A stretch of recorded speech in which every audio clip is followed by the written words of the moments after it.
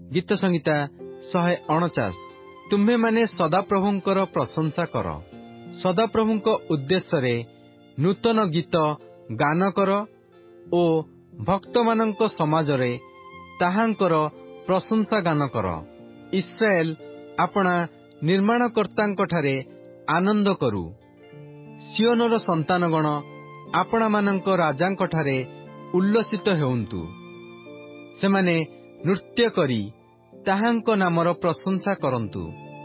सेमाने दारा ओ बीणा बजाई ताहांक उद्देश्य रे प्रशंसा गान करंतु।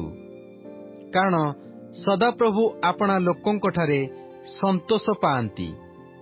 से नम्र लोकमानंकु परित्राण रे सुशोभित करिवे। भक्तगण गौरवरे उल्लसित हेउंतु।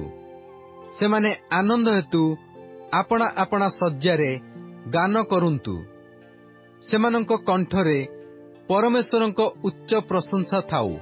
पुणी सेमानंक हस्तरे दुईविध खड्ग थाउ, गोष्ठीमानंकु प्रतिफल देवा पई, जनवृंदंकु शास्ति देवा पई, सेमानंक राजगणकु शिकुळीरे ओ सेमानंक प्रधान वर्गकु लौह बेड़ीरे बांधिबा पई, सेमानंक प्रतिकूलरे लिखित विचार निष्पन्न करिबा पई ताहांक भक्तवृंदर एही मर्यादा।